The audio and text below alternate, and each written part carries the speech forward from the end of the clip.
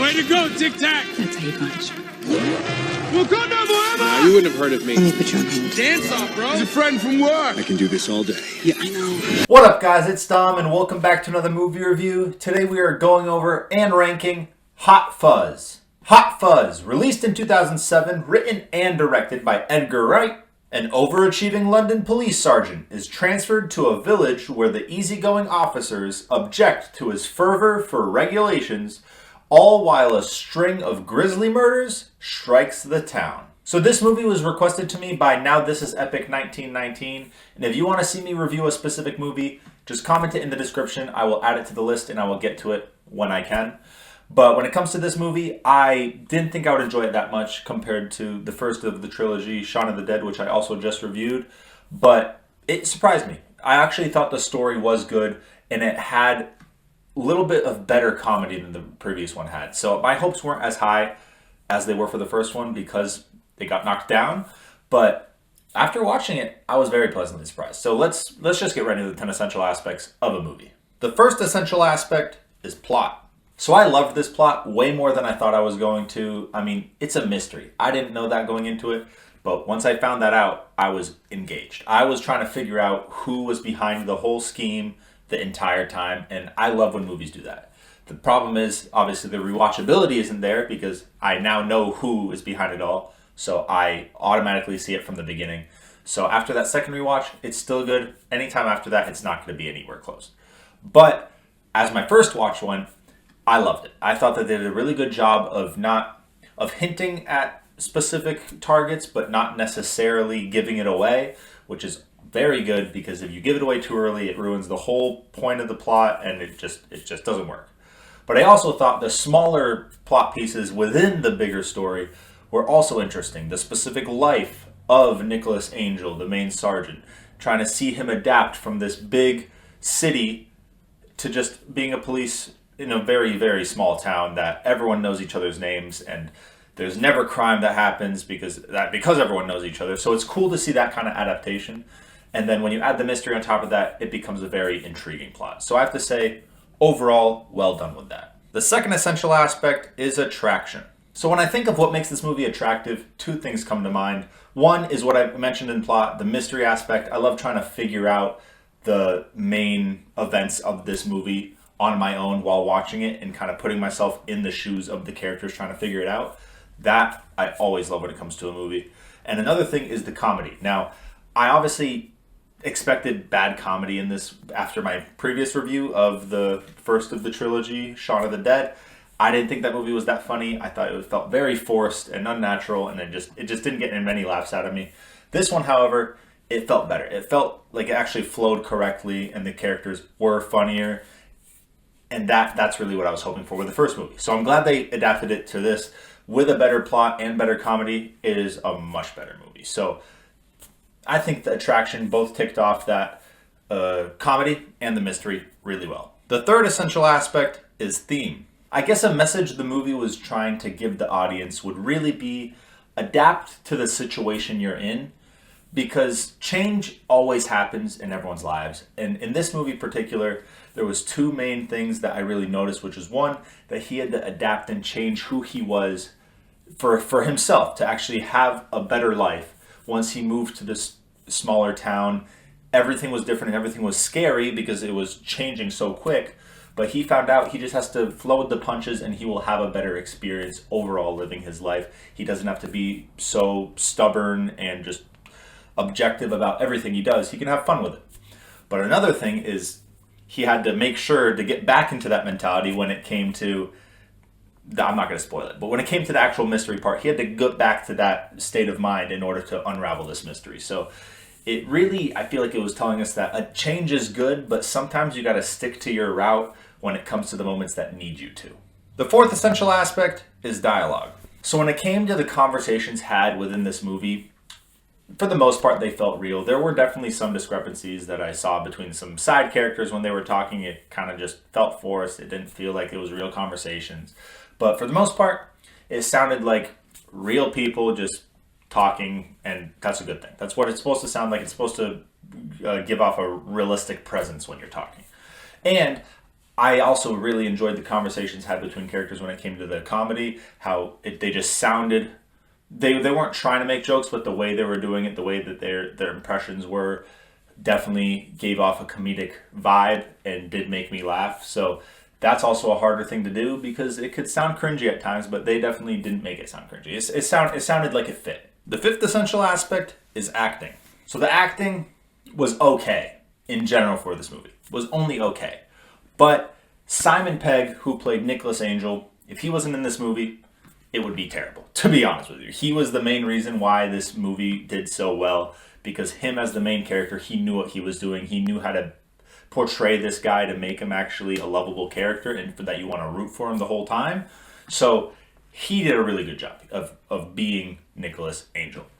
And Nick Frost, who is basically his best friend, his sidekick in this town, also did a really good job. He is just such a funny guy in general. So every time I see him on the screen, doesn't matter what character he's playing, he makes it a better experience. And as well, if he wasn't in the movie, it also would be maybe not terrible, but it would be much worse. So these two together made this movie what it is. So they're definitely the ones that deserve the credit for the acting.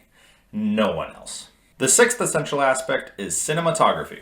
So when it came to visuals, it's okay. Nothing special, but nothing really too bad. So not really much to talk about there. But when it came to the emotions, I was emotionally attached to obviously the two main characters of Nicholas Angel and Danny Butterman. And I actually just realized I don't think I mentioned the character that Nick Frost was playing in acting section. So good thing I mentioned it down. Yes, he played Danny Butterman. But both of those characters I was emotionally attached to. If something were to happen to them, I would be upset. Something almost happened and I was upset. So they did a good job with those two main characters, clearly the two stars of the movie, making them the characters that the audience wants to see more of, that they don't want anything tragic to happen to them. So that they did good with. Visuals, again, it was very basic. Nothing bad, nothing good, just there. The seventh essential aspect is editing. So this movie is 2 hours and 1 minute long. And when I saw that before I started watching the movie, I was scared because I was under the impression that this is a pure comedy, and any comedy over like an hour and 40 minutes is too long because they need a good story in order to engage the viewer to make it worth the watch. But I was pleasantly surprised that this had what it needed to be a 2 hour movie. I think the 2 hours is fine. Could have been a little shorter, sure. Could have removed some unnecessary scenes, yes. But I think that I was fine with it being 2 hours long because it had the story necessary to have with that 2 hour mark. It had one that engaged me. It had one that I wanted to keep watching, and it wasn't boring me.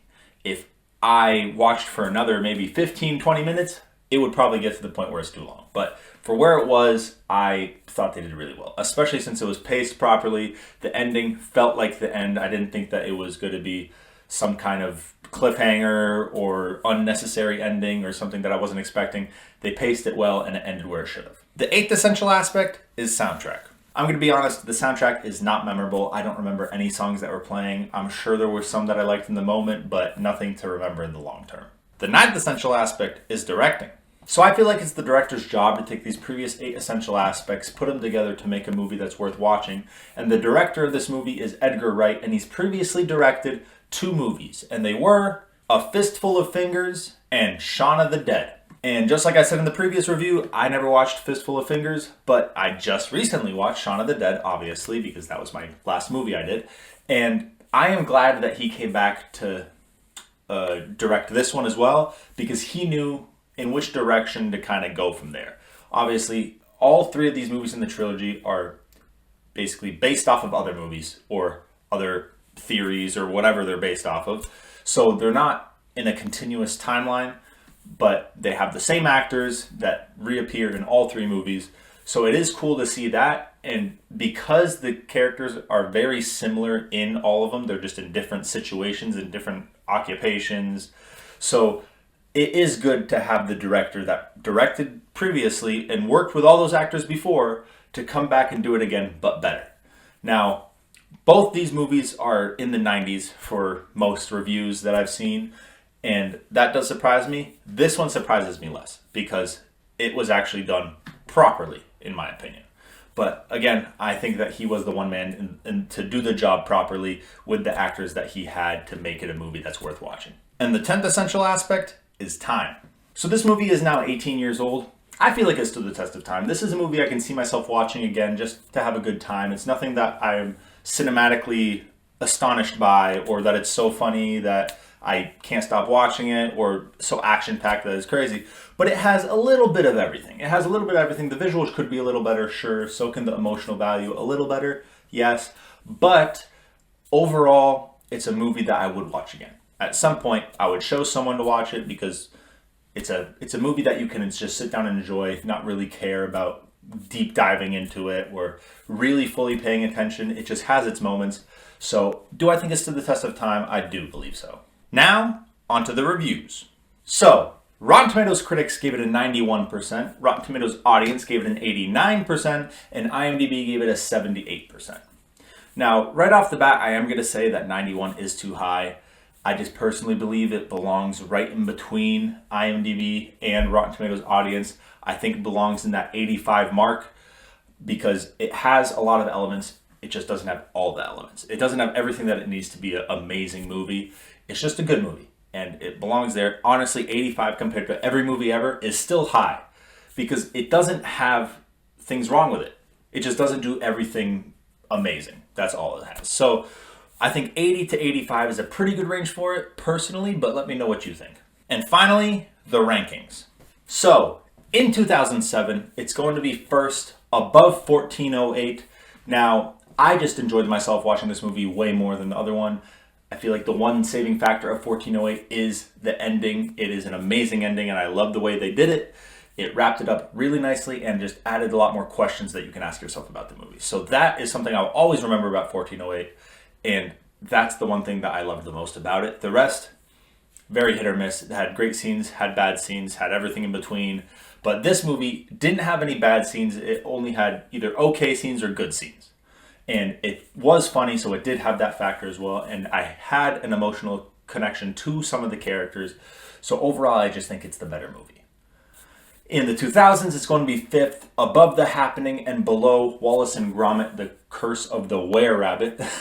So I put it above The Happening for the same kind of reasons I put it over 1408. I just think it had a lot more to give you, and it was also an easier watch. The concept of The Happening is always a very interesting one to me. I loved it. It really rattled my brain and had me think of it. And that's just one that also you just can't watch over and over again because the concept is so deep and thick that it hurts your brain sometimes. But when it comes to Hot Fuzz, the rewatchability almost had me put it below The Happening because obviously it's not one of those movies you can just keep watching either because you know the ending, you know the main villain, you know the whole mystery aspect is gone. So that's almost teetered me down below it. I just still think that all the values it has should still be slightly above The Happening. And it's below Wallace and Gromit, The Curse of the Were-Rabbit because both had a mystery aspect. I think the cinematography is so much better in Wallace and Gromit because of the claymation that it has. It just, the look is always amazing, and I love the way that they actually leaned into the claymation. They're almost screaming, hey, we're made of clay, and we know it because there's a lot of claymations that they know, like you obviously know it's a claymation, but they try to stray you away from that idea. Wallace and Gromit always does a good job of just, they know their claymation, they know you know, so they're just rolling with the punches. And I think that's always great. Plus, main characters, super lovable. It's still funny. Sure, it's targeted more towards kids, but once you oversee that, it's a great movie overall. And in all time, it's going to be 39th, again above The Happening and below Deadpool 2. So I'm not going to explain why it's above The Happening again, I just did. And when it comes to Deadpool 2, I love the comedy more in that. I love the action more. It's just overall a better movie in my opinion. I think the plot is about the same, but the rewatchability is there in Deadpool 2 forever, while Hot Fuzz does not have that. But overall, if the rewatchability was there, like every time if you watch a movie, it's just like the first time ever, Hot Fuzz would be way higher on this list. I do gotta say that. But where it is now is where it's going to be. that's all I have for Hot Fuzz. If you guys enjoyed this review, make sure to leave a like and subscribe, and make sure to comment what movie you want me to review next. Let me know what you thought of this movie. Am I thinking that it's way too high up, or do you think I didn't put it high up enough? And also let me know what you think if rewatchability should really matter on my rankings. I think they do, because if you're comparing it to a movie that does something slightly worse, but you can watch it 1,000 times and it's still just as good, compared to this movie, for example, which is really good, but it will get worse over time, over the more times you watch it. That's just how I see it. But you let me know what you think. If you want to see someone that also does movie reviews just like me in the same format, with the 10 essential aspects, the reviews, and the rankings, check out my best friend, Mr. Majoritarian. He's the one that got me into movie reviewing. He has a channel of his own, so make sure to go check it out. His link will always be in my description. And I hope you guys have an amazing night. Peace out.